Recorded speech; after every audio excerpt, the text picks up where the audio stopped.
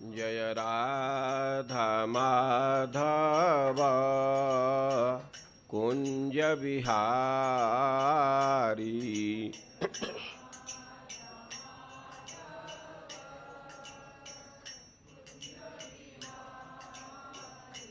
जय राधा माधव कुंज बिहारी।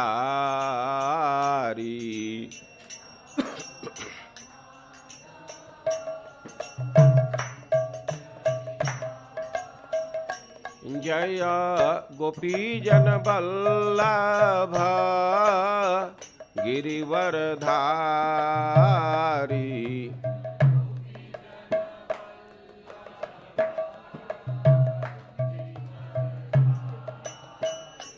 जय गोपीजन वल्लभ गिरिवरधारी।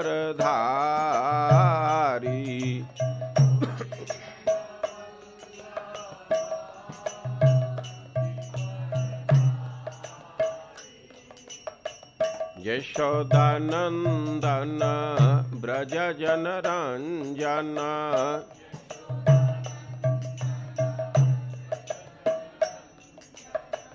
यशोदानंदन ब्रज जन रंजन।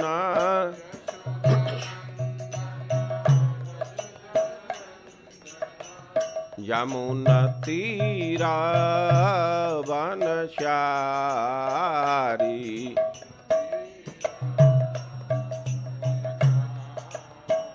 यमुना तीरा वनचारी।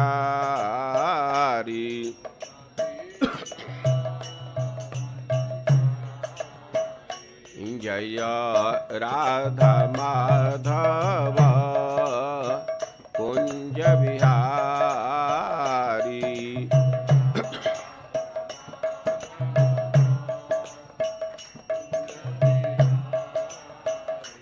जय राधा माधव कुंज बिहारी।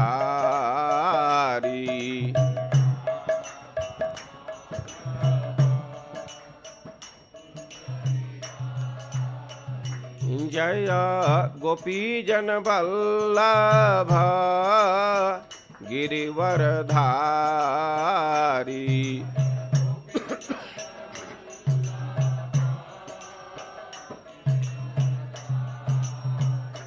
जय गोपीजन वल्लभ गिरिवरधारी।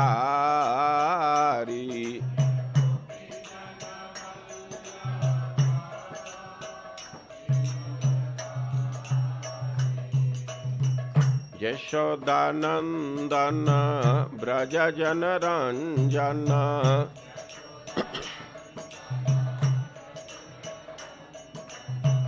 यशोदानंदन ब्रज जन रंजन।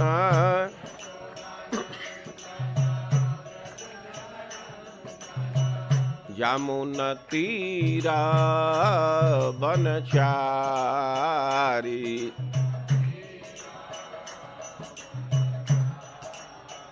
यमुना तीरा वनचारी।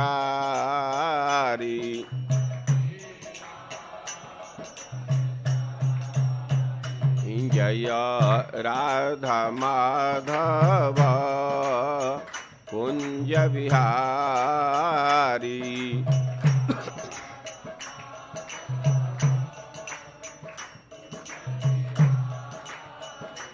हरे कृष्ण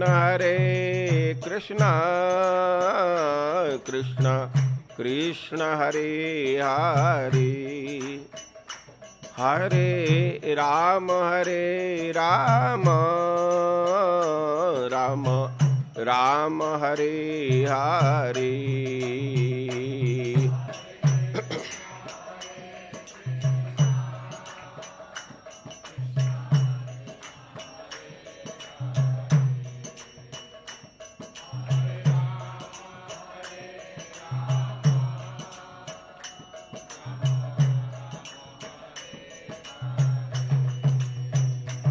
हरे कृष्णा कृष्णा कृष्णा हरे हरे हरे राम राम राम हरे हरे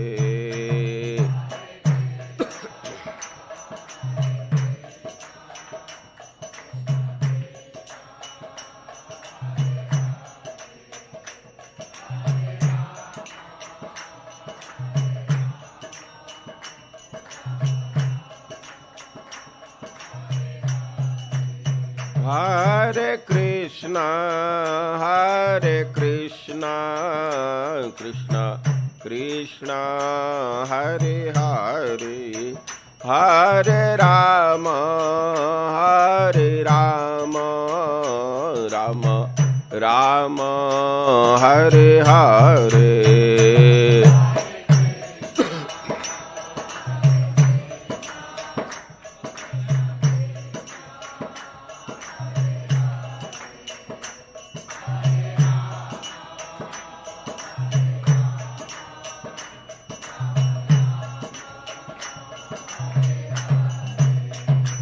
जय कृष्ण बलराम जय कृष्ण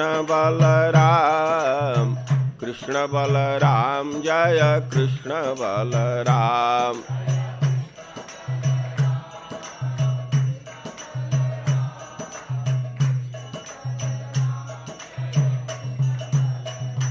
जय गौरनिताय जय गौरनिताय जय गौरनिताय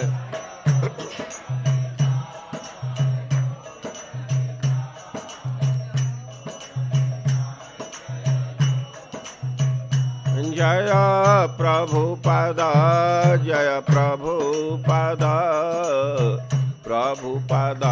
श्रील प्रभुपद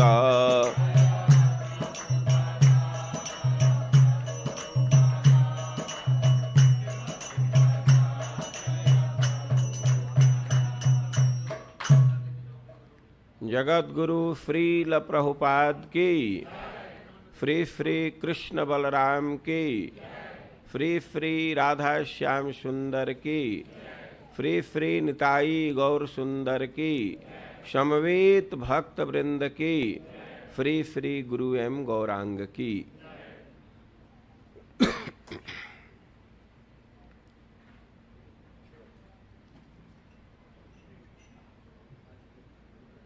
ओम अज्ञानतिमिरान्धस्य ज्ञानाञ्जनशलाकया चक्षुरुन्मीलितं येन तस्मै श्रीगुरवे नमः। हे कृष्ण करुणा सिंधु दीनबन्धो जगत्पते गोपेश गोपिका कांत राधा कांत नमस्तुते। तप्त कांचन गौरांगी राधे वृंदावनेश्वरी वृषभानुसुते देवी प्रणमामि हरि प्रिय। नमो महावदान्याय कृष्ण प्रेम प्रदायते कृष्णाय कृष्ण चैतन्य नाम्ने गौरत्विषे नमः। श्री चैतन्य मनोभीष्टं स्थापितं येन भूतले सोऽयं रूपः कदा मह्यं ददाति स्वपदान्तिकम्। वाञ्छाकल्पतरुभ्यश्च कृपा सिन्धुभ्यैव च पतितानां पावनेभ्यो वैष्णवेभ्यो नमो नमः। जय श्री कृष्ण चैतन्य प्रभो नित्यानंद श्री अद्वैत गदाधर श्रीवासादि गौर भक्तवृंद। हरे कृष्णा कृष्ण कृष्ण हरे हरे, हरे राम राम राम हरे हरे। कृष्णा कृष्ण कृष्ण हरे हरे, हरे राम राम राम।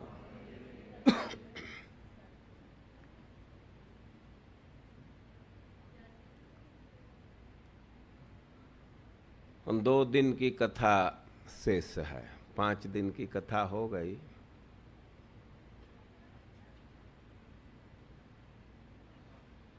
और 5 दिन तक तो मन में विश्वास था कि कथा जानते हैं, बोलना है। 2 दिन की कथा अभी जो बोलना है तो हमसे अधिक आप लोग उस कथा को जानते हैं, लेकिन आसन हमको दिए हैं तो बोलूँगा मैं ही। हम लोग भगवान के द्वारिका लीला प्रारंभ किए। भगवान भूमंडल पर अवतरित हुए। भगवान का जन्म मथुरा में हुआ।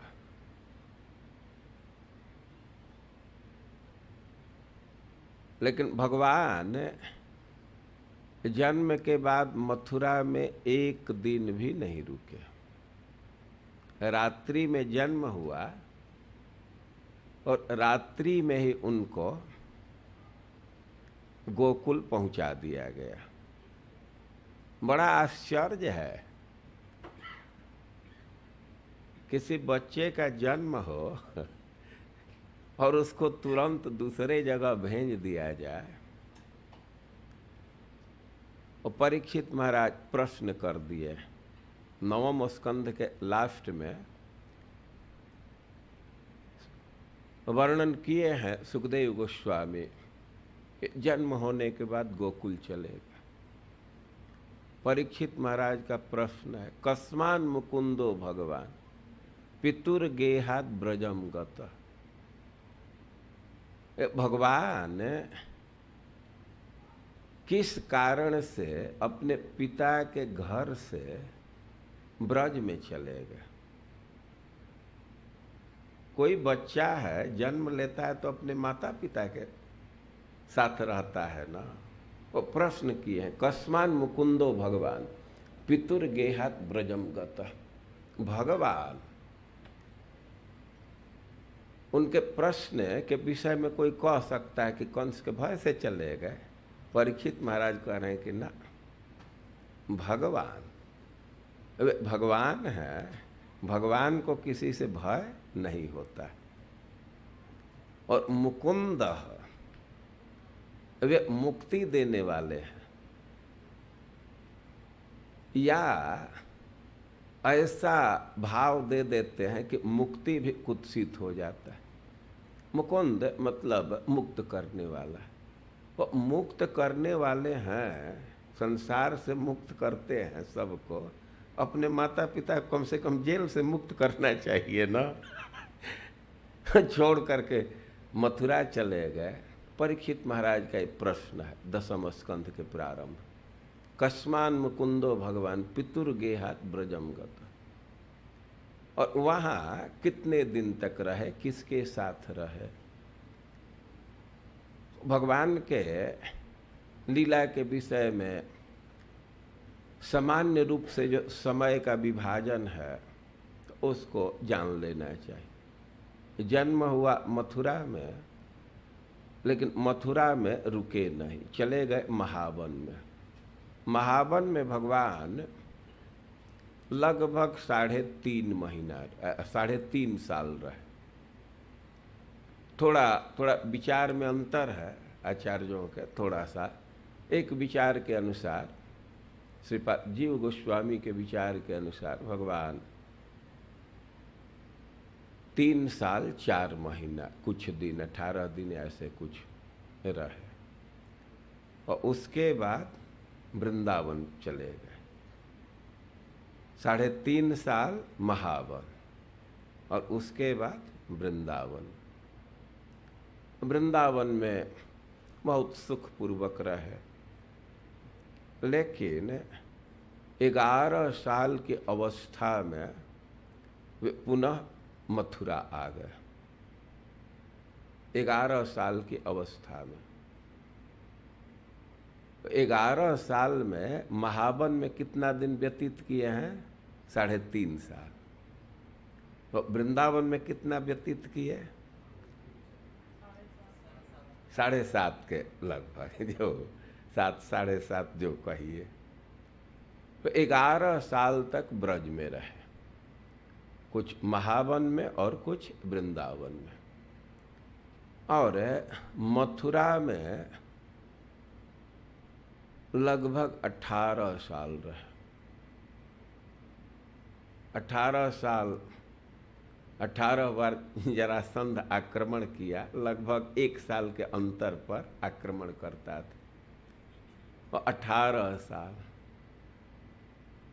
और कितना हुआ है? 29। और 100 साल तक द्वारका में। भगवान यहाँ अपने लीला को 3 जगह संपादित किए, ब्रज में, मथुरा में और द्वारका में। 11 साल तक, लगभग 11 साल तक ब्रज में, 18 साल मथुरा में और 100 साल द्वारका में। और द्वारका की लीला लंबी है।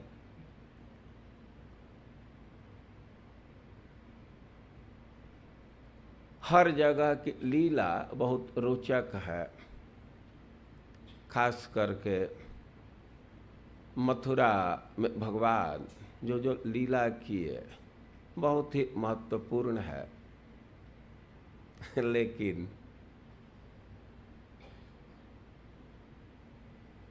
एक भक्त कह रहे थे कि पहले तो आप बड़ा अच्छा से कथा कर रहे थे, लेकिन बाद में बड़ा तेज, जो विवाह का मुहूर्त पकड़ने के लिए आप बहुत तेजी से कर दिए। ये शब्द बहुत अच्छा लगा। रुक्मिणी के विवाह का मुहूर्त ही निकल जाता। इसलिए मथुरा के लीला पर तो विचार नहीं कर सके। बहुत अच्छा शब्द लगा, बहुत उनका सही टिप्पणी था। हम लोग द्वारका के लीला पर विचार कर रहे हैं। भगवान द्वारका में गए, छलांग लगा करके द्वारका में पहुंच गए, पर्वत से कूद करके। अब पहले बड़े भाई का विवाह हुआ, बलराम जी का, फिर अब कृष्ण का विवाह चल रहा है। एक विवाह हो गया रुक्मिणी जी के साथ, लेकिन भगवान के अनेक विवाह आप कल सुने हैं कि रुक्मिणी जी को ले करके आए भगवान, अपहरण करके लाए, जबरदस्ती लाए, राक्षसीन। रुक्मिणी जी ही भगवान को सलाह दी थी कि राक्षस विधि से हमको ले चलिए, लेकिन द्वारका में आने पर विधिवत विवाह किया गया। कल आप लोग भी अपने ढंग से संपादित किए। वृंदावन में कहीं कहीं खूब अच्छा से विवाह का कृत्य करते हैं कथा के दौरान भी। अब विवाह हुआ, भगवान दाम्पत्य जीवन में प्रवेश किए और उनको एक पुत्र की प्राप्ति हुई। रुक्मिणी जी के गर्भ से एक पुत्र जन्म लिया, लेकिन अभी पुत्र 10 दिन का भी नहीं हुआ था, तब तक एक असुर सूतिका गृह से ही लेकर के चला गया।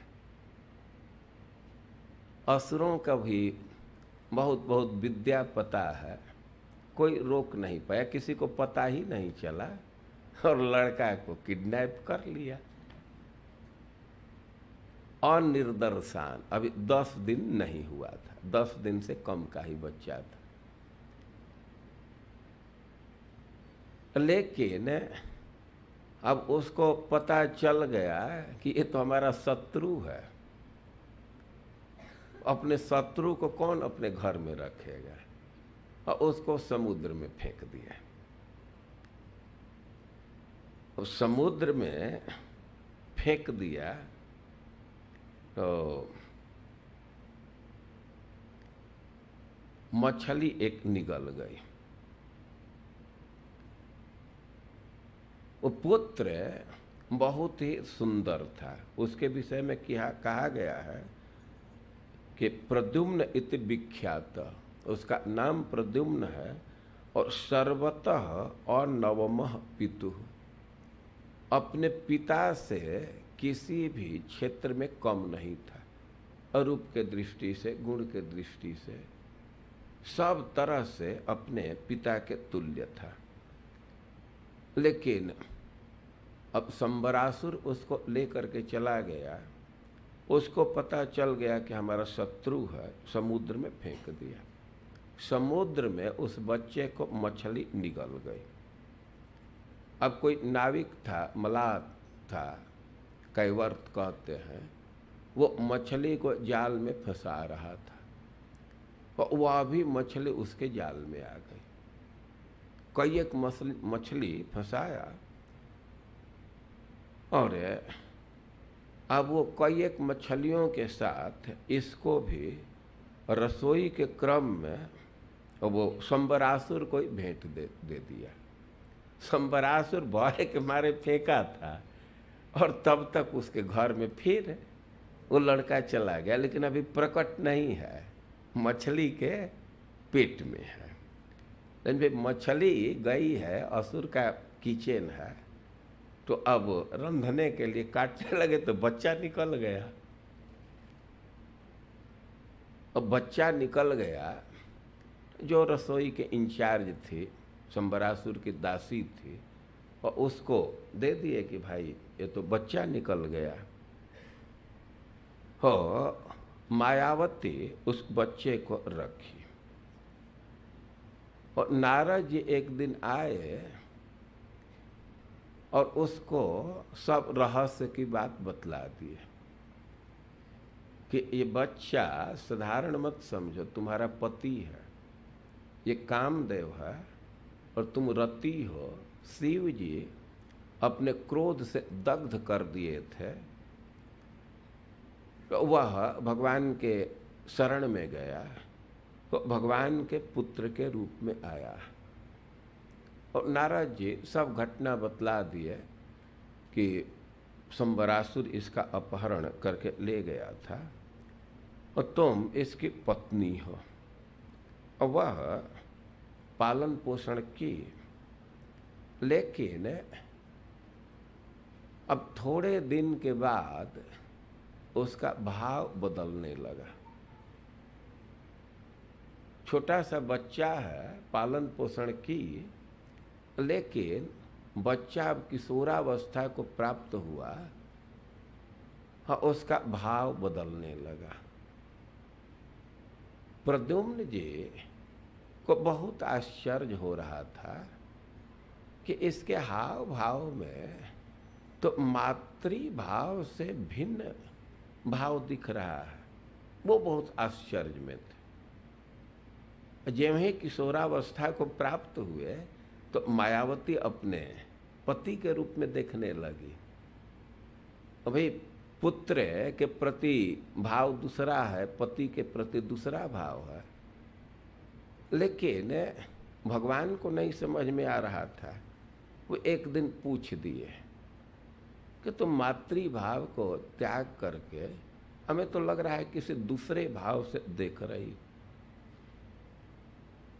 मायावती एक एक घटना को बतलाई प्रद्युम्न जी से। नारद जी हमको सब बात बतलाए हैं और वो कही कि संबरासुर बहुत बहुत विद्या जानता है, बहुत शक्तिशाली है और आपको मार भी सकता है। अब वह प्रद्युम्न जी को कई एक विद्या प्रदान के, खास करके असुरों के माया को कैसे नष्ट किया जा सकता है और सलाह भी दी कि इसका वध आपको कर देना चाहिए। कभी कभी सुरक्षा के लिए अटैक पहले करना पड़ता है। अंग्रेजी में कहते हैं attack is the best defence. तो वे प्रद्युम्न जी ही जा करके उसको चैलेंज किए। वो बहुत बहुत माया जानता था, बहुत शक्तिशाली था और शक्ति में तो पार नहीं पाया तो माया विस्तार करने लगा। लेकिन मायावती और शिक्षा दी थी, विद्या दी थी और प्रद्युम्न जी उसका वध कर दिया। अब मायावती के साथ द्वारका में गए। मायावती कही कि आपकी माँ बहुत बेचैन है, हमेशा चिंतित रहती है। और द्वारका में दोनों पहुँचे। मायावती भी अच्छा से श्रृंगार की और दोनों जोड़ी द्वारका में पहुँचे और द्वारका में उनको देख करके और रुक्मिणी जी का बायां अंग फड़कने लगा, बड़ा शुभ है लक्षण दिखने लगा। और रुक्मिणी जी जब देखी प्रद्युम्न को तो उनको अपने पुत्र का याद आ गया। उनके मन में आने लगा कि ठीक ऐसा ही रंग हमारे पुत्र का था और हमारा पुत्र यदि जीवित होता तो उम्र भी यही होती। और स्वाभाविक स्नेह भी उमड़ रहा था। और फिर सब बात पता चल गई कि यही वो लड़का है जो घर से गायब हो गया था। तो उससे पति पत्नी को देख करके द्वारकावासी बहुत प्रसन्न हुए। द्वारका में बहुत भारी उत्सव मनाया गया। भगवान के कई एक विवाह हुए हैं और उसके पीछे कई एक घटना है। और एक घटना दी गई है कि एक व्यक्ति थे सत्राजित और वे भगवान सूर्य के भक्त हैं। भगवान सूर्य की आराधना किए, भगवान सूर्य संतुष्ट हो करके उनको मणि प्रदान किए, स्यमंतक मणि। उस सत्राजित उस मणि को गले में धारण करके और द्वारका में जा रहे थे। भगवान उस समय चौसर खेल रहे थे। तब तक द्वारका के लोग आकर के कृष्ण से कहने लगे कि आज तो विचित्र बात है, आज सूर्य भगवान आपका दर्शन करने आ रहे हैं। वे देखे दूर से ही मणि चमक रही थी और उनको लगा कि आज सूर्य भगवान आ रहे हैं। और जा करके भगवान कृष्ण से वे लोग निवेदित किए कि आपका दर्शन करने के लिए आज स्वयं सूर्य देव आ रहे हैं। भगवान कहे कि अरे मूर्ख को सूर्य देव नहीं है, वो सत्राजित है, मणि पहन करके आ रहा है। स्यमंतक मणि का वो चमक है, सूर्य का नहीं है। सत्राजित द्वारका में आए। भगवान कि अरे इतना अच्छा मणि है, इसको तो राज दरबार में दे देना चाहिए, इसको यहाँ दे देना चाहिए, द्वारका में रहना चाहिए। लेकिन सत्राजित मणि दिया नहीं, वो चला गया। अब मणि उसके घर में है। अब एक दिन की घटना है कि उसके भाई प्रसेन मणि को पहन करके और घोड़े पर चढ़ करके कहीं जा रहे थे, वन में जा रहे थे। और वन में जा रहे थे और तब तक एक सिंह प्रसेन को मार डाला, घोड़ा को भी मार दिया, और वो चमक रहा था, मणि को ले लिया। मणि को लेकर के जा रहा था, और तब तक जाम्बवान जी निकले अपने गुफा से, और जाम्बवान जी देखे कि इसके हाथ में मणि है, तो सिंह को मार दिए और मणि को ले लिए, और उनकी छोटी सी लड़की थी और उसी को मणि दे दिए खेलने के लिए। अब तो प्रसेन की हत्या हो गई। अब सत्राजित कहने लगा कि हो न हो कृष्ण का हाथ है, क्योंकि उनको मणि के प्रति लोभ था, और हमें तो यही लग रहा है कि वही हमारे भाई का वध करा दिए। अब कानों कान बात कृष्ण तक पहुंच गई कि ऐसे एलिगेशन डाल रहा है कृष्ण बलराम है कि भाई अब तो हम लोगों को सफाई देना पड़ेगा, कुछ करना पड़ेगा। और वे लोग स्यमंतक मणि के अन्वेषण में निकले, क्योंकि एलिगेशन था कि स्यमंतक मणि के लोभ में ये लोग हमारे भाई की हत्या करा दी, ये कर दिए। और स्यमंतक मणि प्राप्त करने के लिए, खोजने के लिए वे निकले, और कुछ कुछ लक्षण मिल जाता है। जिस दिशा में प्रसेन गया था, और उधर देखे कि घोड़ा की हत्या हुई है, खून गिरा है। फिर अब खून का पांज देखते हुए अब गए तो गुफा तक चले गए। अब भगवान ने सबको रोक दिए कि हम गुफा में जा रहे हैं, देखते हैं क्या है। अब गुफा में गए तो भगवान को देख करके वो जाम्बवान जी की लड़की घिघिया गई, चिल्लाने लगी। अब उसके चिल्लाहट को सुन करके जाम्बवान जी आए और कुछ विचार नहीं किए, सीधे कृष्ण से भिड़ गए, युद्ध करने लगे। उनका ध्यान अपने पुत्री के तरफ था कि इसी आदमी से भयभीत होकर के चिल्ला रही। अब वो कृष्ण से लड़ने लगे। जाम्बवान जी भी बहुत शक्तिशाली हैं। अब कृष्ण के साथ लड़ रहे हैं, कृष्ण को पराजित नहीं कर पा रहे हैं, और तब तक कृष्ण उनको जोर से मुक्का मारे। अब मुक्का से उनको इतना कष्ट हुआ कि उनका ज्ञान खुल गया। वे समझ गए कि यही हमारे प्रभु हैं। जाम्बवान जी और भगवान राम की सेवा किए हैं। अब मार खा करके वे कैलकुलेशन निकाल दिए, श्री राम का अतिरिक्त कोई दूसरा नहीं है। अब तो बड़ा लज्जा महसूस करने लगे, भगवान के चरणों में गिर गए, उनकी स्तुति किए, और मणि तो उनको दिए ही, मणि के साथ अपने पुत्री को भी दे दिए।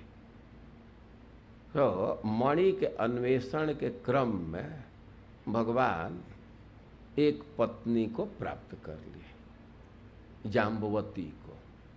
अब तो मणि लेकर के आए और सब चीज अब स्पष्ट हो गया कि प्रसेन की कौन हत्या किया। अब तो क्लियर एकदम था। अब सत्राजित बहुत लज्जा महसूस करने लगे। वे तो सीधे भगवान पर आरोप डाले थे कि हमारे भाई की हत्या कराए। तो वे अब अपने कलंक को दूर करने के लिए अपने बेटी का विवाह किए कृष्ण के साथ, और 17 वो स्यमंतक मणि भी दहेज में दिए। लेकिन भगवान कहे कि ना, हम मणि नहीं रखेंगे। इसी के चलते कितनी बदनामी हुई।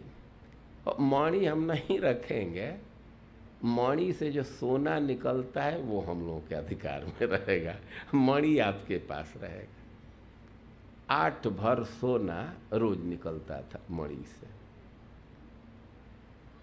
ऐसे भगवान का एक और विवाह हो गया, सत्यभामा जी के साथ विवाह हो गया।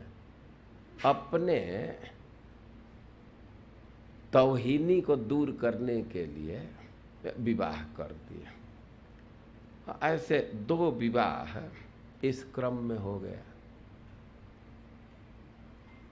अब फिर अब यही कथा पूरी नहीं होती है मणि के विषय में।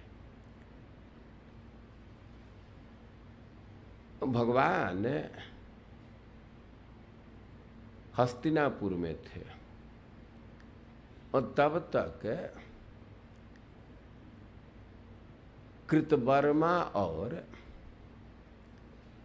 अक्रूर जी सतधन्वा को कहने लगे, कहे सत्राजित को मार करके मणि क्यों नहीं ले लेते हो। उस सत्राजित के व्यवहार के पुराने व्यवहार को लोग बतलाने लगे। जानते हो विवाह तुम्हारे साथ ठीक हुआ था, वो जबरदस्ती उस लड़की से विवाह कर लिया। अब सतधन्वा उनके बहकावे में आ गया और सत्राजित की हत्या कर दिया और मणि अपने पास ले लिया। भगवान नहीं थे। सत्यभामा जी को पता चला कि हमारे पिताजी की हत्या हो गई। बड़ी दुखी हुई और बहुत रोने लगी। अपने पिता के शव को तेल में डाल करके सुरक्षित की और भगवान के पास आई। और भगवान को ये पता चला, वे लोग बड़ा दुखी हुए, दोनों भाई कृष्ण बलराम। यद्यपि वे सब चीज जानते थे, लेकिन फिर भी लीला कर रहे हैं, बड़ा दुखी हुए। बलराम जी कहने लगे कि बहुत संकट आ रहा है। और वे लोग अब पता लगाने के फेरे में पड़े कि हत्या किया है सतधन्वा, इसका पता चलना चाहिए और कम से कम मणि उससे सीज कर लेना चाहिए, बरामद कर लें। तो कृष्ण बलराम दोनों अब सतधन्वा के पीछे पड़े, तो उसको मारना है। अब तो घोड़ा रथ लिया और भागा। पहले आ करके कृतवर्मा से कहा कि अरे भाई अब तो हम पर खतरा है, कृष्ण बलराम तो लगता है कि मार देंगे, कुछ सहायता कीजिए। तो वो कृतवर्मा कहता अरे ईश्वर के खिलाफ हम खड़ा होंगे, यहाँ से चले जा हम कुछ उसमें नहीं पड़ेंगे। तुम जानते हो कृष्ण बलराम कौन है? वही सृष्टि करते हैं, उसके सामने हम कुछ करेंगे, हमारा खैर है। अक्रूर जी के पास गए। अक्रूर जी कहे कि ना हम भी नहीं कुछ कर सकते। अरे कृष्ण की शक्ति को जानते हो, एक हाथ पर 7 दिन पहाड़ उठा लिए थे, उनके सामने कोई टिकेगा? और भगवान के कई एक लीला का उल्लेख किया कि ना हम नहीं कुछ कर सकते। लेकिन अब तो सतधन्वा के सामने समस्या थी, मणि को वहीं फेंक दिया अक्रूर जी के पास और भागा। वो रथ ले करके जो 100 योजन तक चलने की क्षमता थी भागने की घोड़े की, और वहाँ उस ऐसे घोड़ों को रथ में ले करके भागा। लेकिन कृष्ण बलराम भी रथ लिए और उसका पीछा किया। और भागते भागते मिथिला के नज़दीक चले गए। द्वारका से भाग करके जा रहा था, ये पीछा किए और अंततः उसके घोड़े थक गए और रथ को छोड़ करके अब पैदल भागने लगा। अब पैदल भाग रहा है तो कृष्ण बलराम भी पीछा किए और भगवान पकड़ करके उसके बाल को और वहीं उसको खत्म कर दिए, मार दिए। अब मार दिए तो सोच रहे थे कि मणि ले करके आया होगा। अब उसके कपड़े में, पॉकेट में और जहाँ तहाँ मणि खोजने लगे तो मणि तो मिली नहीं। भगवान बलराम जी से कहे कि मणि तो नहीं मिली। बलराम जी कहे कि मणि किसी के पास रख दिया है। अब हम तो आ गए यहाँ मिथिला के नज़दीक आ गए, तो हम यहाँ के राजा से मिलने जाएंगे, हमारे दोस्त हैं, अब इतना नज़दीक आ गए हैं, तो तुमको जो देख करना हो करो, जाओ देखो किसके यहाँ रखा है पता लगाओ, हम तो थोड़ा यहीं जाएंगे। तो मिथिला चले गए। लोग कहते हैं कि वहीं मिथिला ही जब थे उसी समय दुर्योधन को गदा की शिक्षा दिए थे। बलराम जी जब मिथिला में गए थे तो उसी समय गदा की शिक्षा दिए। बलराम जी आए द्वारका लौट करके, अक्रूर जी गायब थे, उनका द्वारका में पता नहीं था। वो पता लगा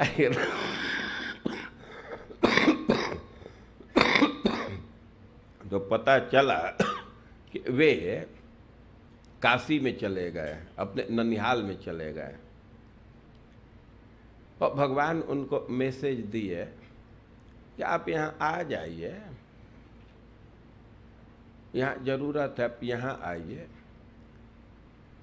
तो अक्रूर जी जब आए द्वारका में तो भगवान सीधा कहे कि देखिए भाई, हम लोगों को मणि में लोभ नहीं है, लेकिन एक बार केवल दिखा दीजिए कि आपके पास है, हम लोग लेंगे नहीं, आप ही रखिएगा।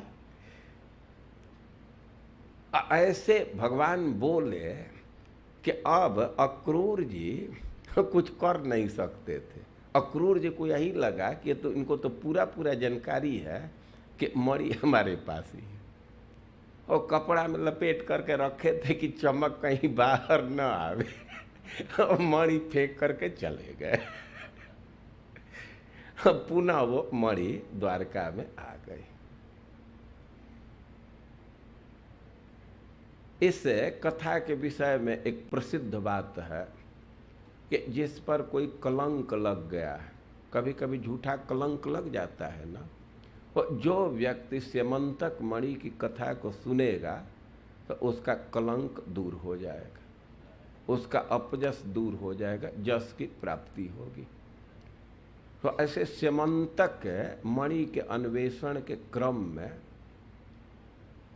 भगवान के 2 विवाह हुए, जाम्बवती और सत्यभामा के साथ। एक दिन भगवान हस्तिनापुर में थे, अर्जुन के साथ थे, खांडव वन का दाह किए थे, करना था किए थे, और उसी क्रम में रथ पर बैठ करके वो लोग जमुना जी के किनारे गए, और कालिंदी यमुना में बैठ करके तपस्या कर रही थी, यमुना के भीतर बैठी थी, और भगवान को पति के रूप में प्राप्त करने के लिए तपस्या कर रही थी। भगवान अर्जुन को भेजे कि वहाँ एक लड़की तपस्या में है, थोड़ा देख आइए, मिल आइए। तो अर्जुन वहाँ गए। अर्जुन गए तो अब कालिंदी को ऐसा संशय हुआ होगा कि ये विवाह के लिए आ गए, कहे कि ना ना ना, यहाँ किसी की जरूरत नहीं है, हम तो केवल कृष्ण से ही विवाह करेंगे, दूसरे किसी से नहीं कर सकती। अर्जुन बतलाए कि उसी के लिए मैं आया हूँ। तो कालिंदी से भगवान विवाह किया। वो तपस्या की थी, उसके मनोरथ को पूर्ण किए। और कौशल देश के राजा थे, उनका नाम था नग्नजीत, उनके बेटी का नाम था सत्या। और वे अपने बेटी के विवाह के लिए एक शर्त रखे थे कि उनके पास 7 बड़े ही खूंखार बैल थे, झखाड़ सिंह था और बड़े बिगड़ंत थे। कोई उसके नज़दीक उनके नज़दीक नहीं पहुंच पाता था, लेकिन शर्त रखे थे कि अपने बेटी का विवाह उसी व्यक्ति से करूंगा जो 7 बैल को एकदम कंट्रोल में कर ले। और भगवान वहाँ गए और बड़े ही आसानी से 7 बैलों को नाथ दिए। जैसे बच्चे हैं, छोटे छोटे कुत्ते के बच्चों को टांग लेते हैं या कंट्रोल में रखते हैं, और वैसे कंट्रोल में कर लिए और सत्या के साथ विवाह किए। और अवंती देश के राजा थे मित्र बिंद और अनुबिंद। वे दुर्योधन के अनुयायी थे और इनकी बहन थी मित्रबिंदा, और भगवान के बुआ राजाधिदेवी के पुत्री। भगवान के बुआ वहाँ थे, उसका नाम है राजाधिदेवी, उसी की बेटी थी मित्रबिंदा। तो वो भगवान को पसंद कर रही थी, लेकिन उसके घर वाले विवाह करना चाहते थे दुर्योधन से, लेकिन भगवान गए और जबरदस्ती उसको हरण करके लाए। वो अवंती देश की है, इसको मित्रबिंदा, इससे विवाह किए। अब भगवान के एक बुआ का विवाह कैकेय देश में हुआ था, उसकी पुत्री थी भद्रा, और उसके साथ भी भगवान का विवाह हुआ। वो लोग समझ गए कि यह कृष्ण को ही पति बनाना चाहती है, तो उसके अनुसार विवाह हुआ। और मद्र देश के राजा की पुत्री थी लक्ष्मणा। भगवान वे अपने पुत्री के लिए स्वयंवर किए थे। भगवान स्वयंवर में जा करके स्वयंवर जीत करके और उसका हरण करके लाए। तो एक बार गिनती कर लीजिए कितना भगवान का विवाह हो गया। रुक्मिणी के साथ जाम्बवती, सत्यभामा, कालिंदी और मित्रबिंदा, और फिर सत्या, नागनिजीति उसको भी कहते हैं, और भद्रा, कितना हुआ? 7। और मद्र देश की है लक्ष्मणा। 8 विवाह हो गया। वो 8 विवाह तो अलग अलग हुआ, लेकिन 16,100 विवाह एक साथ हुआ। 16,100 कन्याओं को अपहरण करके भौमासुर अपने कब्जे में रखा था। उसको कोई कह दिया था कि 16,100 लड़कियों के साथ जो विवाह करेगा वो भगवान होगा। तो वो तो भगवान का परिचय दिया था। अब इसके मन में आया कि हम ही भगवान बन जाए। तो बिल्कुल विवाह के योग्य लड़कियों को जबरदस्ती पकड़ करके और अपने कैद में रखा था। भगवान गए भौमासुर के पास। कारण यह था कि वह केवल लड़कियों का ही अपहरण नहीं किया था, वो बहुत उच्छृंखल था और वरुण जी का भी कई एक चीज लाया था, अदिति का कुंडल छीन लाया था, और देवताओं का एक पर्वत ही छीन लिया था। अब सब लोग दुखी थे, इंद्र के पास आए कि कुछ करना चाहिए। इंद्र भगवान के पास गए तो भगवान भौमासुर का वध करके और उनके सामान को लौटाना चाहते थे, और उसके लिए वे गए और भौमासुर का वध किए। भौमासुर का नाम नरक है और नरकासुर भी उसको कहते हैं। भूमि का पुत्र है इसलिए उसको भौम, स्वभाव असुर है इसलिए असुर कह देते हैं। भौमासुर का अर्थ समझ लेना चाहिए, भूमि का पुत्र है। और सच्चाई यह है कि भूमि तो माँ है, पिता भगवान ही है। पृथ्वी देवी का और भगवान का संबंध पति पत्नी का है। भगवान जब पृथ्वी का उद्धार कर रहे थे और उनको, पृथ्वी देवी को अपने दांत पर से पकड़े थे, दांत से पकड़े ही थे और पृथ्वी देवी बहुत सुखद सिहरन महसूस कर रही थी।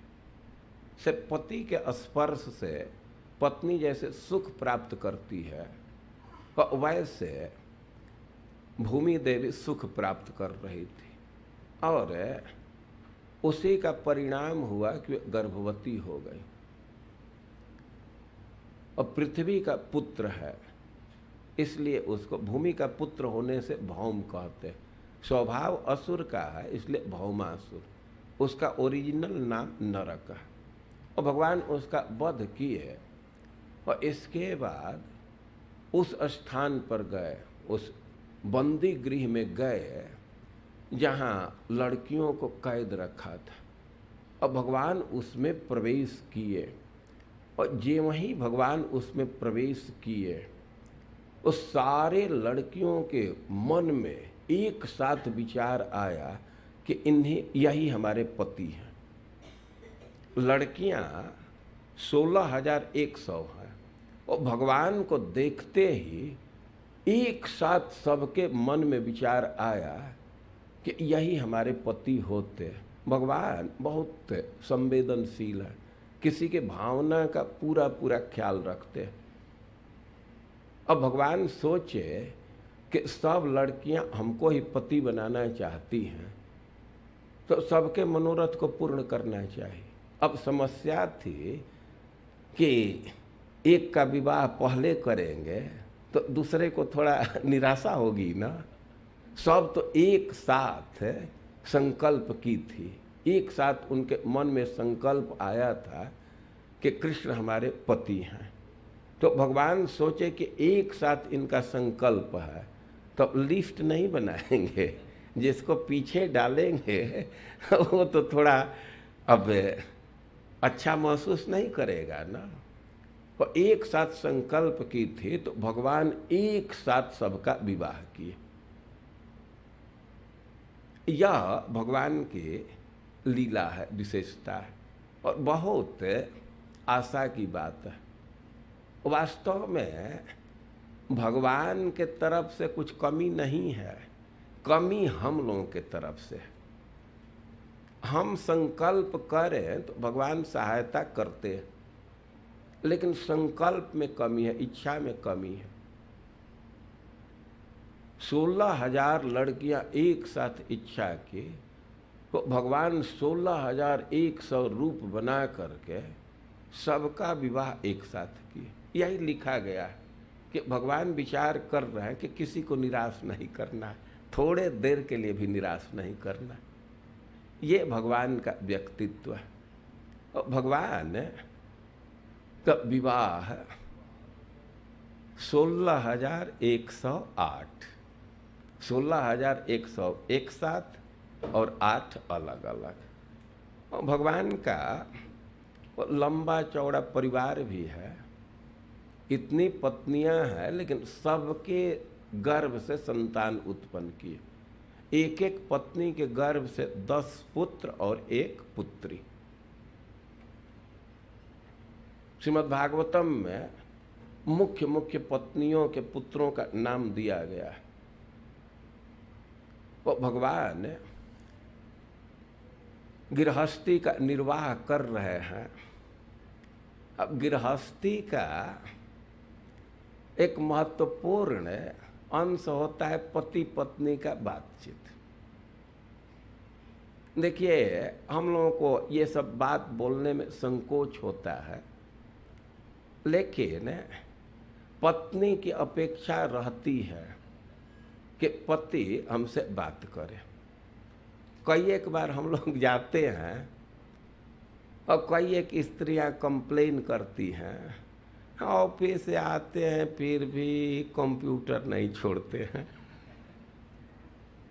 उनकी अपेक्षा होती है कि हमारे साथ बात करें। कुछ कवियों ने लिखा है कि गृहस्थी में इतना टेंशन है कि आदमी मर जाएगा, लेकिन दो सुख है, एक पत्नी रूठ जाए तो उसको मनाने में और बच्चे को गोद में लेने। ये दो सुख के चलते गृहस्थी को ढो लेता है, नहीं तो कौन ढोता है। तो बहुत भारी सुख है। अब भगवान एक दिन बैठे थे, रुक्मिणी जी के साथ, और रुक्मिणी जी से कहने लगे, अरे तू एक भिखारी के बात सुन करके हमको वर्ण कर ली, हमारा पोजीशन जानती हो, हमको निर्धन लोग प्रेम करते हैं, धनी लोग नहीं करते। तुम नारद के बात सुन करके हमसे प्रेम कर ली। अच्छा होता कि तुम अपने पोजीशन के अनुसार, अपने पारिवारिक स्टेटस के अनुसार किसी दूसरे राजा से विवाह कर दो, और विवाह में कुछ खर्च लगेगा तो बोल के हम भी खर्च दे देंगे तुम चिंता मत करो। ऐसे कई एक बात कह रहे थे। अब इस बात को सुन करके रुक्मिणी जी इतनी चिंतित हो गई कि उनका शरीर सूख गया। वे भगवान को चामर डुला रही थे, उनको लगा कि भगवान हमको त्यागना चाहते हैं, तो इतना शरीर सूख गया कि उनका कंगन गिर गया और वे बेहोश होकर के गिर गए। अब कृष्ण उनको उठाए, समझाने लगे कि हम तो अपेक्षा यह रख रहे थे कि हम ऐसे बोलेंगे तो तुम अपने दांत से ओठ को दबाओगी और हमको डांटोगी लेकिन ये तो परिणाम उल्टा हो गया। और भगवान के गृहस्थी का भी वर्णन किया गया है। भगवान द्वारका में रहते हुए और भी कई एक लोगों का उद्धार किए, कई एक लोगों का उद्धार किए। भगवान ने नृग महाराज का उद्धार किया। एक दिन की घटना है कि भगवान अपने साथियों के साथ, यादवों के लड़कों के साथ खेलने के लिए निकले थे। वे खेल रहे थे, तब तक उनको प्यास लग गई और पानी के अन्वेषण में एक कुआं के नज़दीक चले गए कि इससे पानी हम लोग खींचेंगे। और तब तक वहाँ देखे कि एक अद्भुत प्राणी है, बहुत बड़ा क्रिकलास है, गिरगिट है। अब वे आकर के कृष्ण से कहे और उससे जीव को निकालने के लिए, गिरगिट को निकालने के लिए वे प्रयास करने लगे, अपना गमछा बांध करके या और भी जो लता वगैरह थे उसको जोड़ करके कि किसी तरह इसको हम लोग निकाल दें, लेकिन उनको सफलता नहीं मिली। कृष्ण आए और उसका स्पर्श कर दिए और वो देवता रूप में हो गए। और सबको बहुत आश्चर्य हुआ कि ये कैसे हो गया। तो भगवान पूछे कि आप कौन हैं, इस रूप में कैसे हो गए। तो वे बतलाने लगे कि आप दानियों के नाम सुने होंगे और उसमें हमारा नाम जरूर सुने होंगे। वे कहे कि दानियों में तो हमारा भी नाम आता था और हम बहुत बहुत दान किए हैं, गाय का दान किए। गाय का दान करना होता है तो गाय को सजा करके उसको वस्त्र से सजाते हैं, उसके खूर को सजाते हैं, सींग को सजाते हैं। वो कह रहे कि मैं बहुत बहुत गाय दान किया, बहुत संख्या में दान किया हूँ, लेकिन एक दिन ऐसी घटना हो गई कि एक ब्राह्मण को दान दिया था और उस झुंड से हट करके एक गाय पुनः हमारे गायों में मिल गई। वो ब्राह्मण अपने गाय को खोज रहे थे, हमको ये पता नहीं था, और फिर दूसरे ब्राह्मण को गाय दे दिया। अब उसी में उस गाय को भी दे दिया। ये ब्राह्मण गाय लेकर के जा रहे थे पहले जिसको वो गाय मिली थी वो पहचान गए कि ये गाय हमारी है। अब दोनों में झंझट होने लगा कि हमारी गाय है, वो कहे कि हमारी है। अब केस आ गया इनके पास, नृग महाराज के पास। नृग महाराज तो बहुत प्रार्थना की कि भाई एक गाय के बदले आप लोग 1000 गाय ले लीजिए, इसको सेटल कर लीजिए। लेकिन वो ब्राह्मण कहे कि ना, तुम हमको दिए हुए दान का अपहरण किया, दूसरे को दे दिया, तो इसका फल तुमको भोगना पड़ेगा। और साप दे दिए, गिरगिट बन गए। लेकिन फिर ये प्रार्थना किए तो कहे कि भगवान के पैर का स्पर्श, भगवान का स्पर्श मिलने से तो मुक्त हो जाओगे। तो एक गिरगिट के रूप में पड़े थे, वे सामने आ गए और भगवान अवसर पा करके ब्राह्मणों की महिमा को बोले। यादव के लड़के थे, वे उनसे संबोधित करके कहने लगे कि माम कहा, हे मेरे परिवार वाले, देख लो ब्राह्मण की क्या महिमा है। और जो व्यक्ति ब्राह्मण के धन का अपहरण करता है और ब्राह्मण दुख से रोता है, तो उसके आंख से जितने धूल भींग जाएंगे, उसके अश्रु से जितने धूल भींगेंगे, उतने कल्प तक उसको नरक में रहना पड़ेगा। और ब्राह्मण के धन का कभी भी अपहरण नहीं करना चाहिए, बहुत घातक, व्यक्ति जल जाता है। और ब्राह्मणों के महिमा बतलाए कि नित्यम नमस्कुरुत माम का। भगवान अपने परिवार वालों को उपदेश दे रहे, माम का, हे मेरे, तो मेरे परिवार वाले या मेरे अनुयायी वैष्णव भी तो भगवान के ही है ना। विष्णु के होने से उनको वैष्णव कहा जाता है। तो वैष्णवों को भी उपदेश है। तो भगवान कह रहे हैं कि जैसे मैं रोज ब्राह्मणों को नमस्कार करता हूं, वैसे तुम लोगों को भी रोज नमस्कार करना चाहिए। और ब्राह्मण कदाचित क्रोध में है या यहाँ तक कि डंडा लेकर के मारने के उद्यत है, फिर भी उसको सह जाना चाहिए और उनको नमस्कार करना चाहिए। बहुत बहुत ब्राह्मणों की महिमा बोले हैं। ऐसे भगवान की लीलाएं हैं। और अब विवाह के क्रम में ही भगवान के पुत्रों के विवाह का भी कुछ लीला है। और इसके पीछे के अध्याय में अनिरुद्ध के विवाह की कथा है। एक बड़ा ही शक्तिशाली व्यक्ति था बाणासुर। वो शिव जी का भक्त था। शिव जी कीर्तन करते थे, नृत्य करते थे तो मृदंग बजाता था। अब शिव जी इतना प्रसन्न हुए कि उसको वर दे दिए थे। उसको 1000 बाहें थी।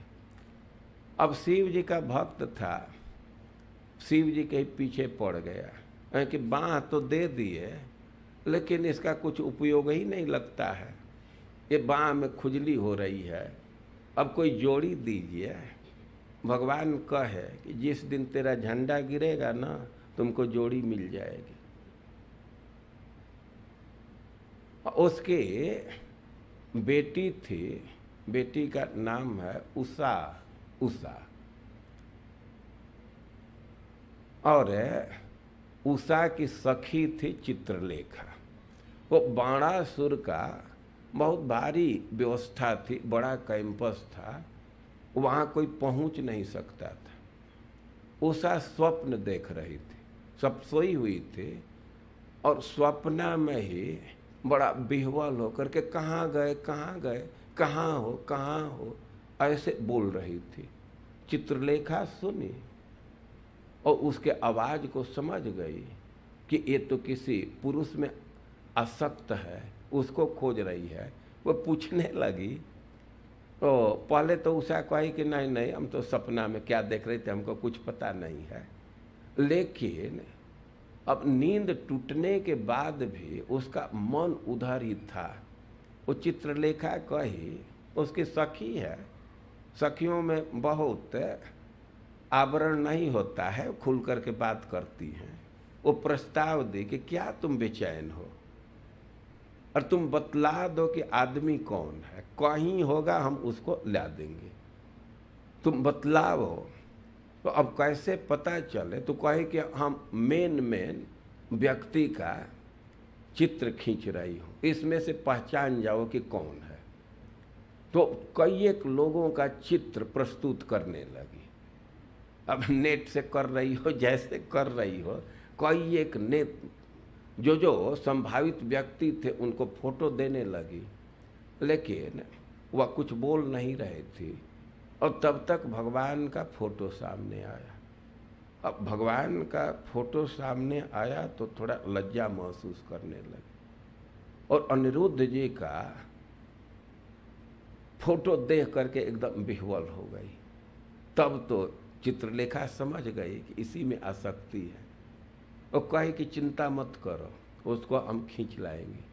तो अपने माया शक्ति से और द्वारका से अनिरुद्ध जी को बाणासुर के घर में ला करके कैद कर दी। अब द्वारका के लोग बड़े परेशान थे, कहाँ गए कहाँ गए। 6 महीना लगभग बीत गया और वे लोग तो कैंपस के भीतर रहते थे, किला में रहते थे, लेकिन कभी थोड़ा सा निकलती थी वो उषा, तो जो सैनिक थे, पहरेदार थे, उनको लगता था चिन्ह से, हाव भाव से कि किसी के पुरुष के साथ रह रही है। वो तो भीतर किला में है, बाहर से लोग किसी को देखे नहीं थे, लेकिन हाव भाव से, उसके लक्षण से समझ गए कि यह तो किसी पुरुष के साथ रह रही है। उनको मन में भय था कि यदि हम लोग नहीं बतलाते हैं और राजा को पता चल गया तो हम लोगों पर एक्शन लेगा।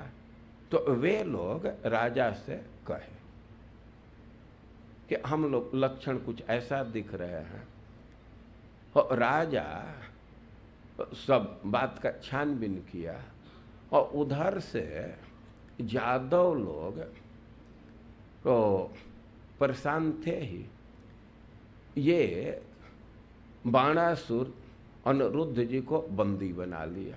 यादव आए खोजते हुए, उनको पता चला, खोजते हुए आए तो वे लड़ाई करना चाहते थे, लेकिन बाणासुर, वो तो शिव जी का आशीर्वाद था, बड़ी विषम परिस्थिति आ गई। अब शिव जी का स्मरण किया, शिव जी अपना ज्वर भेज दिए लड़ने के लिए, और इधर से भगवान भी अपना ज्वर भेजे और लड़ाई हुई, लेकिन शिव जी का ज्वर परास्त हो गया। और लिखा गया कि जो इन ज्वरों के लड़ाई को सुनेगा तो उसका ज्वर खत्म हो जाता है। और अंततः बाणासुर के बाह को भगवान काटे और यादव लोग और जबरदस्ती उषा और अनिरुद्ध को छुड़ा करके ले गए। तो भगवान के पुत्र अनिरुद्ध का विवाह उषा के साथ और प्रद्युम्न का विवाह मायावती के साथ पहले ही हो चुका है। तो विवाह के क्रम में उनके पुत्रों के विवाह की भी बात है। अब भगवान तो द्वारका में हैं, विवाह कर रहे हैं, कुछ भी कर रहे हैं, लेकिन ब्रज के लिए तो व्याकुल है।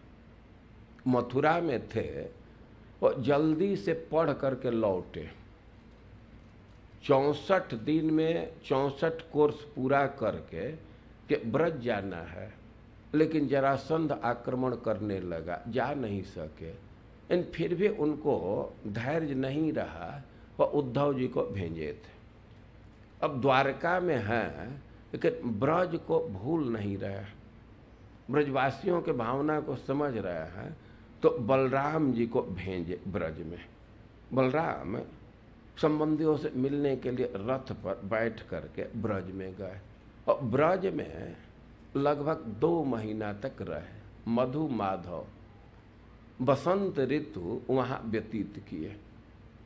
बसंत ऋतु चैत्र और वैशाख को कहते हैं। तो वहाँ रह रहे थे। एक दिन संध्या के समय वे अपना आसव पी करके और अपने सेठ के गोपियों के साथ थे। ऐसे लिखा गया है कि भगवान गोपियों के बीच में थे। तो इतना ध्यान समझना चाहिए कि कृष्ण के गोपियां अलग हैं और बलराम जी की गोपियां अलग हैं। अपने गोपियों के साथ थे। चैत्र का महीना था, अवे मतवाले हो रहे थे। बलराम जी वरुण के बेटी का सेवन करते। वरुण की बेटी भगवान के सेवा में उपस्थित हुई, लेकिन एक आसव के रूप में, पेड़ से जो आसव निकलता है तो उस रूप में भगवान उसका पान करते हैं। और पान करने से उसका प्रभाव भी आता है, उनकी आंखें चढ़ जाती हैं, नशा चढ़ता है। वे बलराम जी पर नशा का असर हो जाता है। इसका एक प्रमाण है, लिखा गया 1 कुंडल। अब वे इतने नशा में हो जाते हैं कि 1 कुंडल गिर गया है, लेकिन उनको पता नहीं चलता है। नशा चढ़ जाने पर ये सब पता नहीं चलता है, कहाँ गमछा गिरा, क्या हुआ। तो श्रीमद् भागवतम में बलराम जी के लिए शब्द आया 1 कुंडल। इसके आधार पर लिखा गया है कि वे नशा में रहते हैं। अब ऐसे उनका आंखें मतवाली थी। अब वे गोपियों के बीच में है, गा रहे हैं और जमुना जी को बुलाए और जमुना जी भयभीत हो गए। भगवान के विषय में एक चीज समझ लेना चाहिए कि उनका जो नशा है वह दूसरे ढंग का। छीबे व मध्वा सवताम्र लोचन, ऐसे लगता है कि उनकी आंखें लाल लाल हो गई हैं, लेकिन भगवान अतिशय स्निग्ध है, अतिशय संवेदनशील है। श्रीमद् भागवतम में वर्णन आया है कि ऐसे तो देखने में शंकरषण देव का आंख चढ़ा रहता है, लेकिन इतने वे कोमल हैं कि नाग कुमारियां उनकी पूजा नहीं कर पाती। छिबे व माध्वा सवताम लोचन, और उस भगवान के नाग के कन्याएं जाती हैं पूजा करने के लिए। अब पूजा करने के क्रम में उनके चरण का स्पर्श करती हैं। और पूजा का मतलब है कि कुछ अर्पित करते हैं, कुछ चढ़ाती हैं। खास करके स्त्रियां हैं तो सिंदूर क्या क्या वो जरूर लेप करती हैं। अब उस क्रम में बलराम जी के चरण का स्पर्श हो जाता है तो धर्षितात्मा, वो नाग कन्याएं इतने काम भाव से मोहित हो जाती हैं कि लज्जा में पड़ जाती हैं कि हम अपना इष्ट मान करके पूजा कर रही हैं, तो इनको पता चल जाएगा कि काम भाव से ग्रसित हो गई तो हमारे प्रति कैसी भावना बनेगी। तो भगवान इतने सुकुमार हैं कि नाग पत्नियां पूजा नहीं कर पाती हैं, लज्जा में पड़ जाती हैं। और बलराम जी बहुत ही कोमल व्यक्ति हैं, लेकिन अब उनका ऐसा रूप दिख रहा है कि जमुना जी भयभीत हो गई। और जमुना जी के पास और तर्क है। वो बुला रहे थे, वे गोपियों के साथ विहार करना चाह रहे थे, तो जमुना जी को ऑर्डर दिए कि नजदीक आ जाओ। अब जमुना जी तो भगवान के, बलराम जी के वो आँख को देख करके उनको लग रहा है कि यह तो नशा में है आदमी, और कोई नशा में है तो स्त्रियां बहुत भय खाती हैं। हम लोगों के यहाँ तो जो नशाबंदी का कानून लाता है तो स्त्रियां उसको वोट देती हैं। और जमुना जी भयभीत हो गई, और केवल देख करके नहीं, और वे कैलकुलेट किए कि रूप तो ऐसा रहता है, व्यवहार भी सामान्य आदमी का नहीं है। थोड़ा विचार कीजिए कि सामान्य आदमी नदी के पास जाता है कि नदी को बुलाता है? ये थोड़ा आप विचार कीजिए। नॉर्मल स्थिति में है व्यक्ति तो नदी के पास जाएगा ना, कि नदी को बुलाएगा कि तुम हमारे पास आओ। स्नान करना है तो आप नदी के पास जाएंगे ना, कि नदी को बुलाएंगे। अब जमुना जी इस आधार पर भी विचार करने लगी कि आदमी तो ठीक स्थिति में नहीं है, तो वे वैसे थोड़ा रुक गई। लेकिन बलराम जी को क्रोध आ गया कि हमारी आज्ञा का उल्लंघन कर रही है। वे हॉल बढ़ाए और कहे कि चीर दूंगा, एकदम उसको खींचने लगे। जमुना जी आई और क्षमा याचना करने लगी, और फिर भगवान के सेवा में उपस्थित हुई। लेकिन आज भी जमुना जी तिरछा देखती है। ब्रज में जाएंगे परिक्रमा में तो एक स्थान एचा दाऊ, वहीं के लीला है। एचा मतलब तिरछा। जमुना जी का थोड़ा सा खींचने का प्रयास किए हैं तो आज भी जमुना जी वहाँ टेढ़ी है। और बलराम जी ब्रज में गए, ब्रजवासियों को सुखी किए, और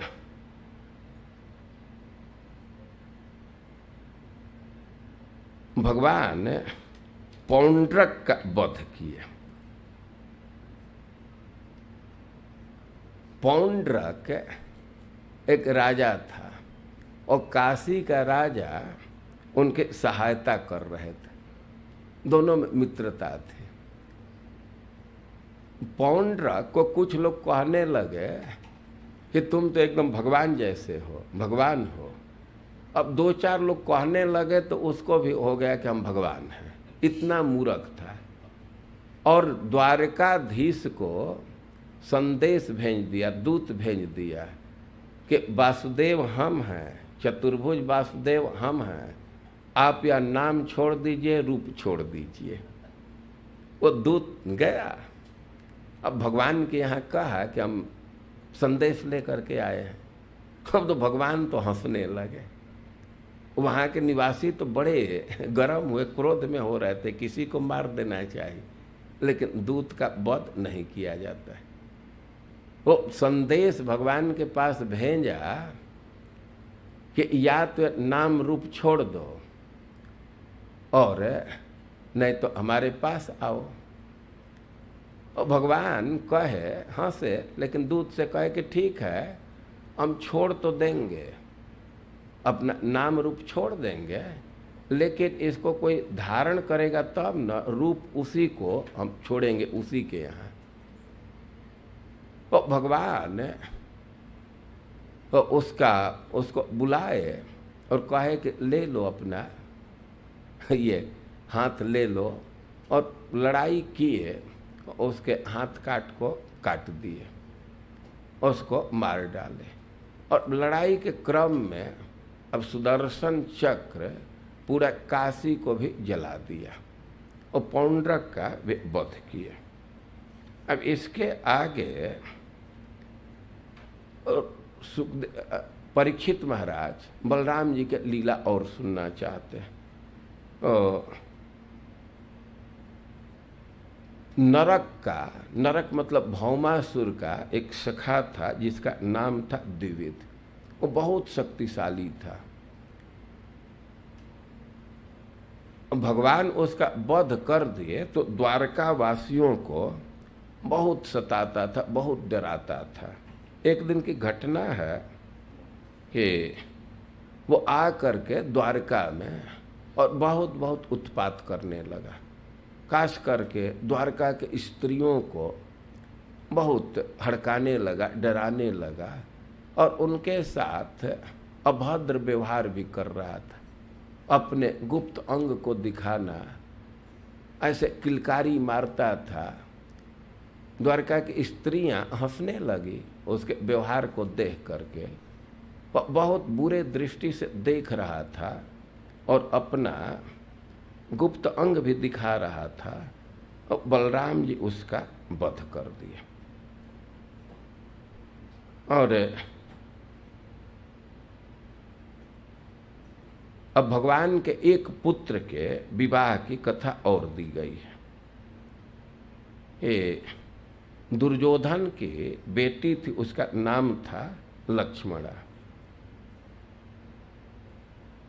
और स्वयंवर उसका हुआ तो सांब भगवान का पुत्र, जाम्बवती का पुत्र है, और उसका जीत लिया, अपहरण कर लिया स्वयंवर में।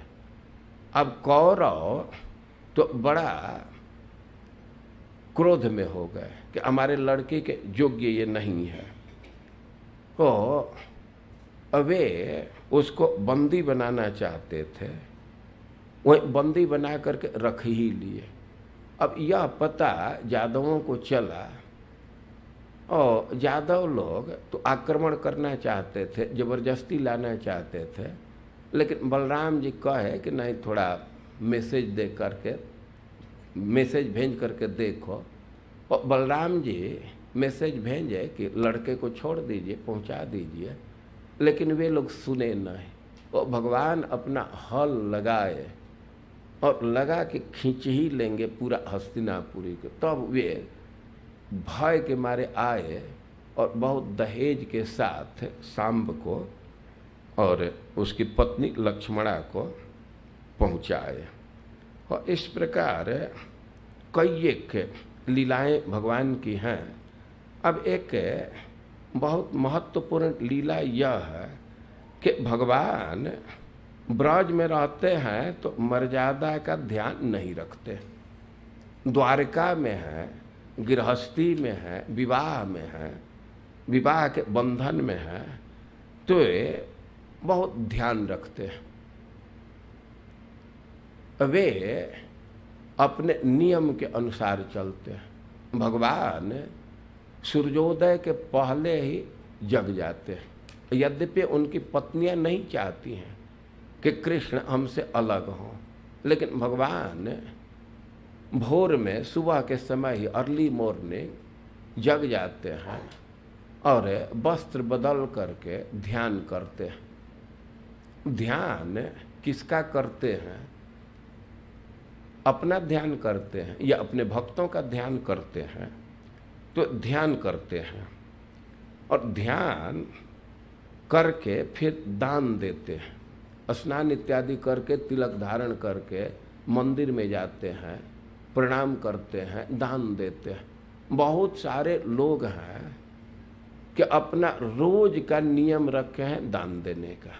जैसे महाराज युधिष्ठिर के विषय में कहा गया है कि रोज दान देते थे। तिलक गो भूमि रुकमई, स्नान के बाद अवे दान देते थे, सोना दान देते थे, तिल दान देते थे, भूमि दान देते थे, गाय दान देते थे।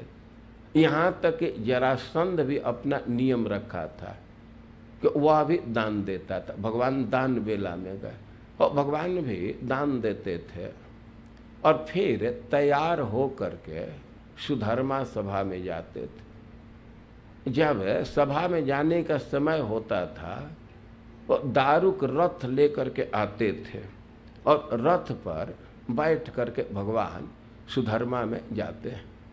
और एक दिन सुधर्मा सभा में बैठे हुए थे, और तब तक एक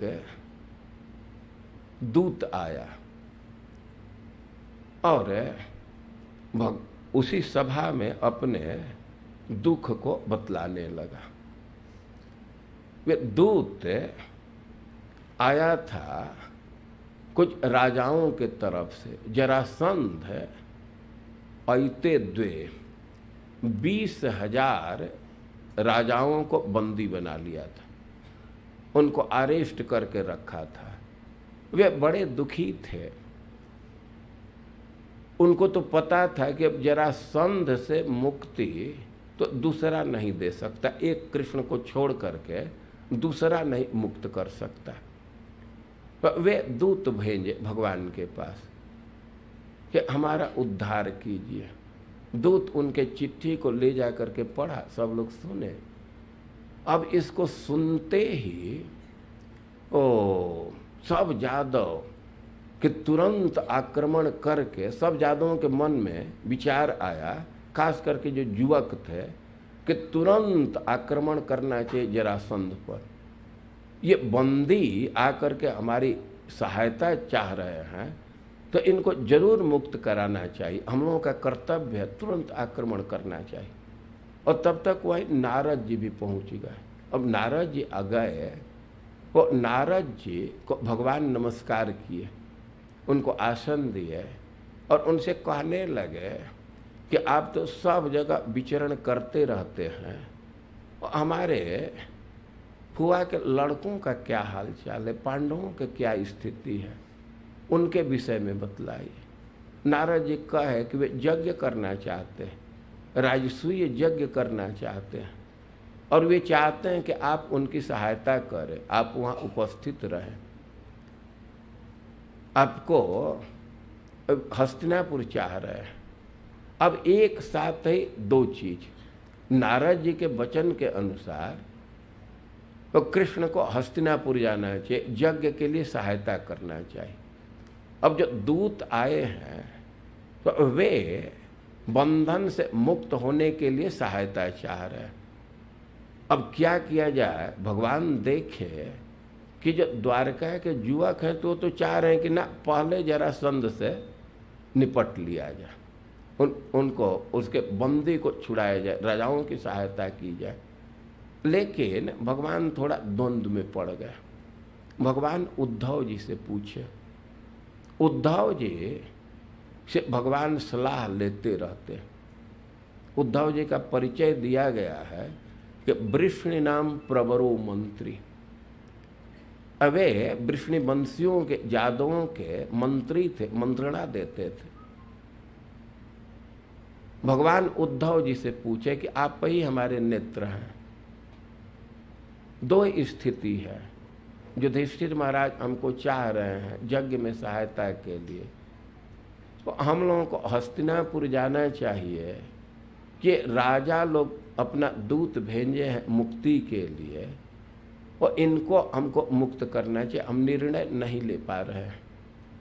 उद्धव जी स्पष्ट शब्दों में कहे कि देखिए, चाहे राजाओं को मुक्त करना है या यज्ञ करना है, दोनों के लिए एक काम आवश्यक है, जरासंध पर विजय प्राप्त करना।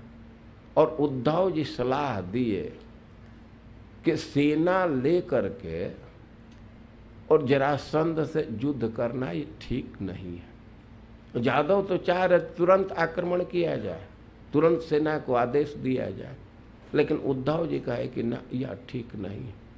अच्छा होगा कि आप भीम के साथ जाइए और जरासंध से द्वंद्व युद्ध मांगिए, कुश्ती का भिक्षा मांगिए, और भीम अकेले लड़ेगा तो आपके सानिध्य में वो जरासंध को पराजित कर देगा।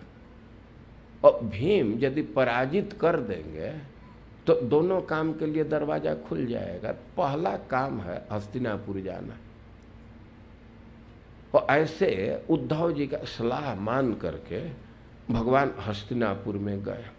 हस्तिनापुर में गए तो बहुत प्रसन्न हुए युधिष्ठिर महाराज। और युधिष्ठिर महाराज तो बहुत दिन से चाह रहे थे कि हम राजसूय यज्ञ से कृष्ण की आराधना करें।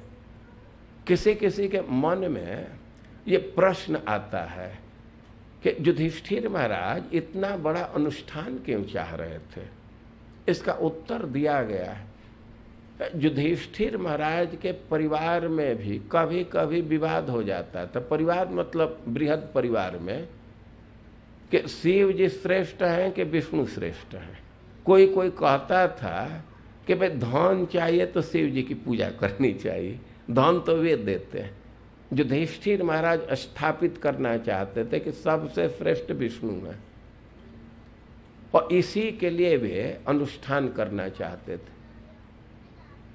और बहुत दिन से उनकी इच्छा थी, लेकिन संकोच बस कुछ कह नहीं पा रहे थे। कह रहे हैं कि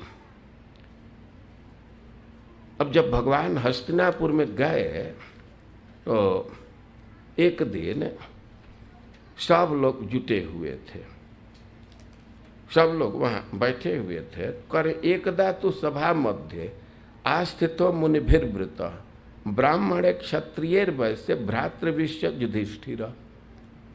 सभा में बैठे थे युधिष्ठिर महाराज, तो उनके भाई लोग भी उपस्थित थे और जन प्रतिनिधि भी उपस्थित थे, वैश्य कम्युनिटी से या जो नौकरी करने वाले हैं उनके प्रतिनिधि, और ब्राह्मण उपस्थित थे, क्षत्रिय उपस्थित थे, और सब लोग उपस्थित थे। और इतना ही नहीं, आचार्य कुल वृद्धेश्च ज्ञात संबंधी बांधवई। अब इस दिन ऐसा संयोग था कि पुरोहित लोग भी वहीं थे और भी जो सगे संबंधी हैं तो वे लोग भी उपस्थित थे। अब इसको देख करके महाराज युधिष्ठिर के मन में आया कि आज बिल्कुल उचित समय है, आज कृष्ण के पास प्रस्ताव रखना चाहिए। तो सीधे कृष्ण से कहे कि क्रतु राजेन गोविंद राजसूयेन पावनी यक्षे विभूतिभिर्भवत तत्संपादय न प्रभु। कि हमारी इच्छा है कि वैभव उत्सव किया जाए। भक्ति का एक अंग है वैभव महोत्सव। जिसके पास संसाधन है तो अपने इष्ट मित्र को, श्रेष्ठ संबंधी को बुला करके और बड़ा आयोजन करना चाहिए। यह भक्ति का अंग है, इससे प्रचार बढ़ता है। तो महाराज युधिष्ठिर प्रस्ताव रख रहे हैं कि हम वैभव उत्सव करना चाहते हैं और आप इसमें सहायता कीजिए, इसको संपादित कीजिए। हम यज्ञों में जो सबसे श्रेष्ठ है क्रतुराजेन, उससे आपकी आराधना करना चाहते हैं। और मानो भगवान कह दें, करे इतना बड़ा मनोरथ कर रहे हो, जानते हो राजसूय यज्ञ करने के लिए क्या क्या की जरूरत पड़ती, इतना तुम्हारा मनोरथ। और युधिष्ठिर महाराज कह रहे हैं त्वत्पादुके अविरतं परिजे चरन्ति ध्यायन्त्य भद्रनशने शुचयो गृह्णन्ति विन्दन्ति ते कमलनाभ भवापवर्गम् आशासते यदित आशीष ईश नान्य। ये 10वें स्कंद के 72वें अध्याय का 4 नंबर का श्लोक है, 72 चैप्टर का 4th टेक्स्ट। त्वत्पादुके अविरतं परिजे चरन्ति ध्यायन्त भद्रनशने शुचयो गृह्णन्ति विन्दन्ति ते कमलनाभ भवापवर्गम् आशासते यदित आशीष ईश नान्य। युधिष्ठिर महाराज कह रहे हैं त्वत्पादुके, आपके चरण जुगल का जो उपासना करता है, सुचय खान पान ठीक करके स्नान इत्यादि करके पवित्र अवस्था में जो आपके चरण जुगल की आराधना करता है, परिजय चरंती, जो निरंतर आराधना में लगा हुआ है, ध्यायंती ध्यान करता है, गृह्णन्ति गुणगान करता है, कीर्तन करता है, और अभद्र नसन।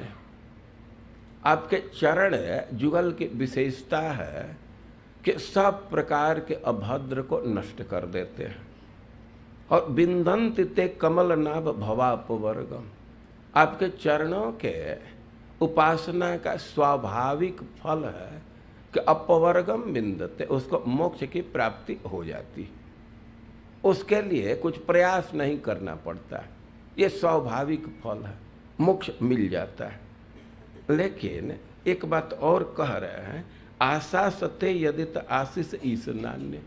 लेकिन किसी के मन में कुछ कामना है तो वह भी उसको प्राप्त होता है, न अन्य। बहुत महत्वपूर्ण बात कह रहे हैं कि दूसरे का मनोरथ पूर्ण नहीं होता है। भगवान के चरण के उपासना का स्वाभाविक फल मोक्ष है, लेकिन किसी के मन में कोई भौतिक कामना है तो उसकी भी प्राप्ति हो जाती है और दूसरे को नहीं होती। श्रीमद् भागवतम में इस बात को खूब अच्छा से रखा गया। समय के अभाव में कल मैं कुछ नहीं कह पाया। जब अक्रूर जी के घर गए भगवान, उनका सत्कार किए और भगवान से कई एक बात कहने लगे, और उसमें एक बात कह रहे हैं, कह पंडितस्त्वद परम शरणम समीयात् भक्त प्रियादृत गिर सुहृद कृतज्ञात् शर्वान् ददाति भजत सुहृदो विकामान् आत्मानमप्यपचया पचयो न जस्य।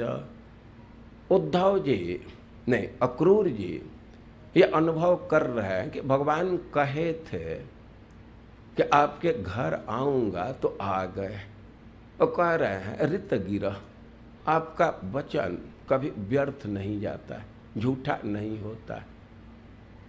सुहृदः, आप एक एक व्यक्ति के हितैषी हैं और प्रिय हैं और वदान्य हैं।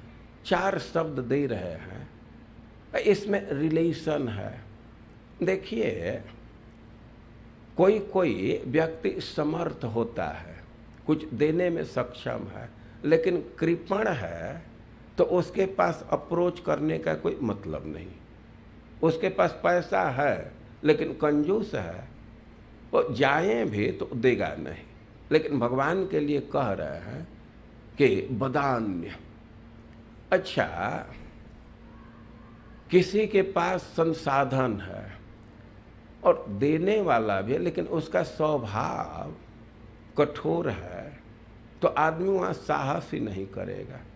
लेकिन बहुत प्रिय है, सौहार्द का संबंध है, तो वहाँ अप्रोच करने में कोई कठिनाई नहीं। जैसे कोई बच्चा है तो उसको माँ के पास जाने में कोई संकोच नहीं। उसको भूख लगी है और फिर भी दूसरे के पास जाने में संकोच करेगा, लेकिन जो अपना है तो उसके यहाँ जाने में संकोच नहीं है।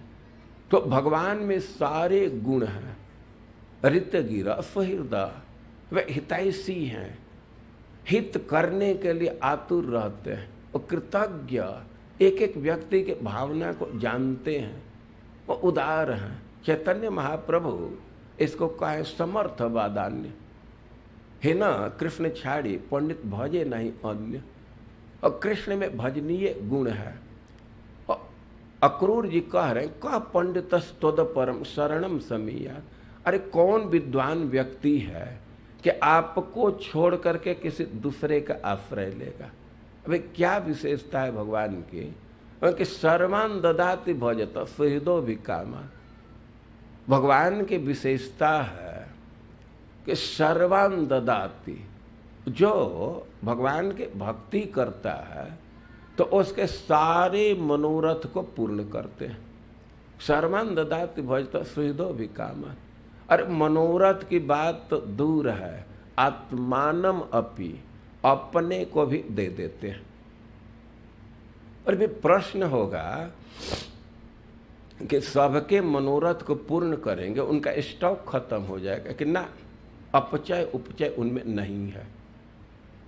अब एक व्यक्ति को अपने को दे दें तो दूसरे को कैसे देंगे, दूसरे को भी दे देंगे। उनमें अपचय अपचय नहीं है। वो केवल मनोरथ पूर्ण नहीं करते, अपने को दे देते हैं। अर्जुन को दे दिए थे, अर्जुन के सारथी बने, अर्जुन को दे दिए थे ना, एकदम अर्जुन के अनुसार चलते थे। जिधर अर्जुन का निर्देश हुआ, इधर रथ मोड़ना है, उधर मोड़ते थे। और कुछ लोग तो कहते हैं कि युद्ध में रथ चला रहे हैं तो आवाज तो सुनाई देगी नहीं, सारथी का सीट नीचे है, रथी ऊपर है, कहीं बम छूट रहा है, क्या छूट रहा है, तो पहले से कोड निर्धारित है। अर्जुन सीधे अपने पैर से उनके दाहिने कंधे पर ऐसे इंडिकेशन देते थे, दाहिने मोड़ लेते थे।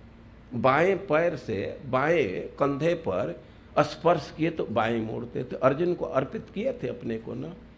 तो अक्रूर जी कह रहे हैं कि आत्मानम अपि, अपने को भी दे देते हैं, क्योंकि भगवान में उपचय अपचय नहीं है। ऐसा नहीं है कि हम लोग भगवान को कुछ अर्पित करेंगे तो भगवान का स्टॉक बढ़ जाएगा, या भगवान से बहुत लोग मांगने लगेंगे तो भगवान का स्टॉक खत्म हो जाएगा। ऐसा नहीं है। भगवान की विशेषता है। भगवान राम के लीला में हम लोग पढ़ते हैं कि विभीषण आए मिलने के लिए, तो लंकेश वे संबोधन कर दिए, लंका का राज्य दे दिए। अब उनके सहयोगी कहने कि इसको लंका का राज दे रहे हैं, और रावण तो अभी जीवित है ना, वो आपके शरण में आ जाएगा तब क्या करेंगे? और कह के अयोध्या का दे देंगे, इसमें क्या समस्या है?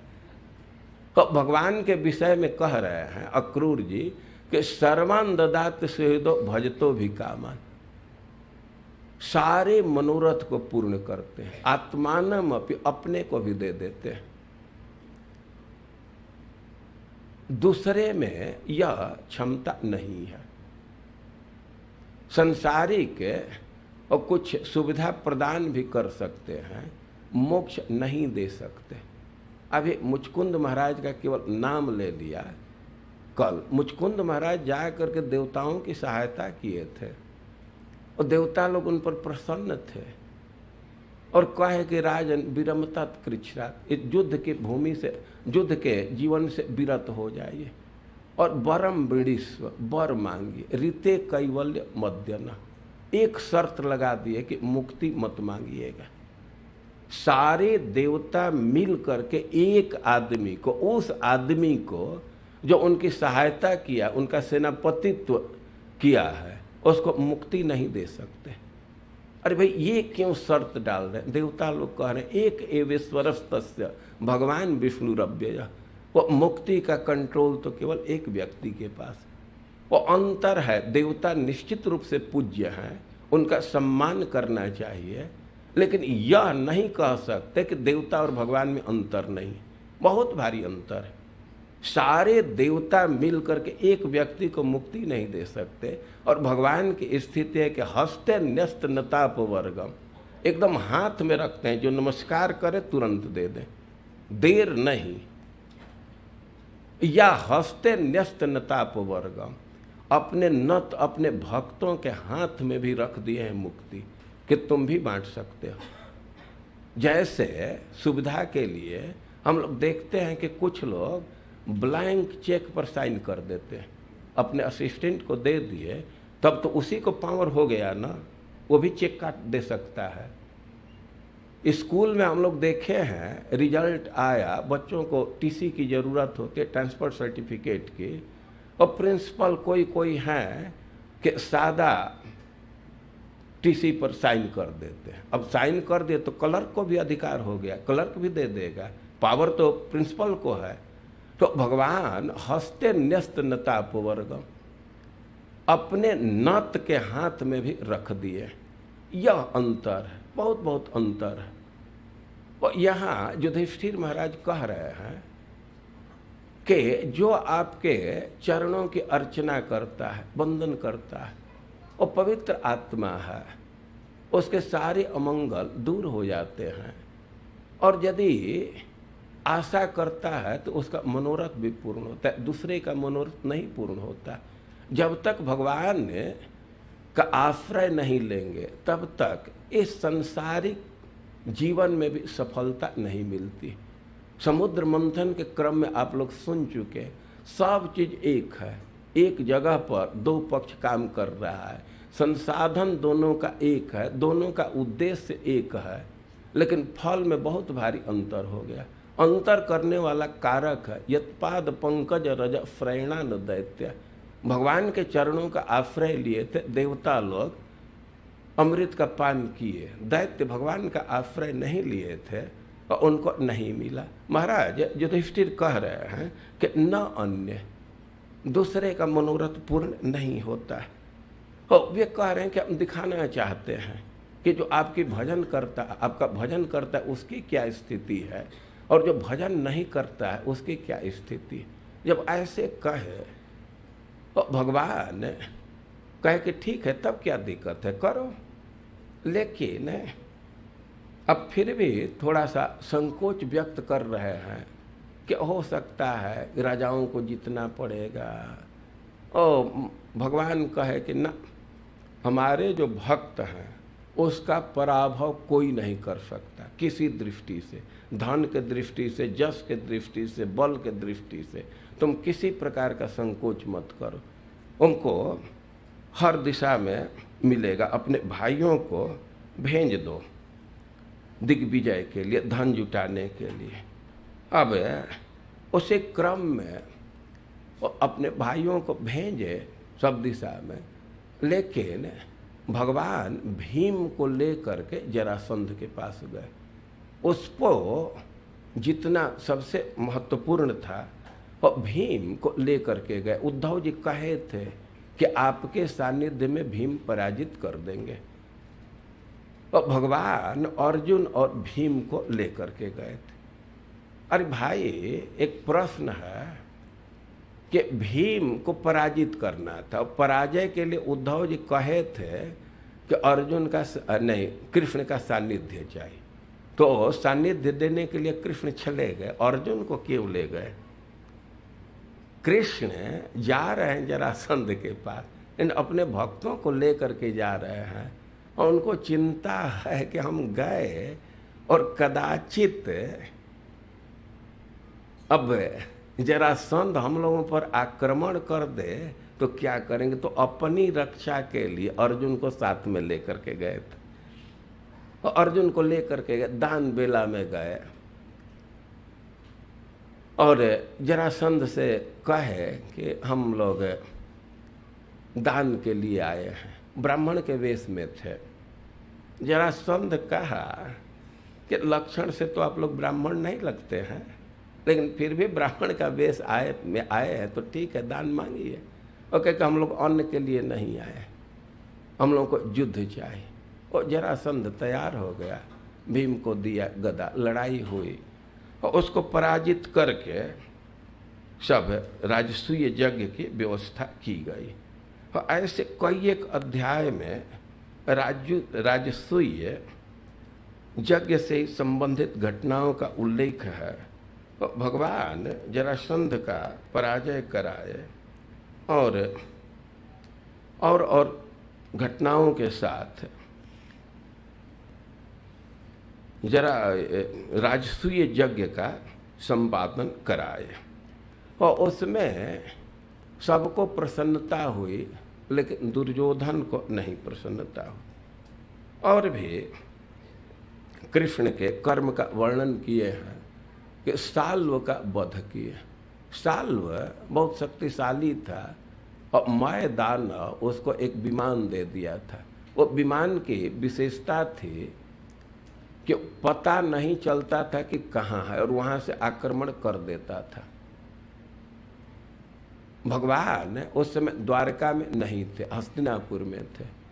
भगवान के पुत्र गए, लेकिन सांब का जो सेनापति था द्युमान, वह भी बहुत शक्तिशाली था, और भगवान के पुत्र पर गदा मार दिया, मूर्छित हो गए।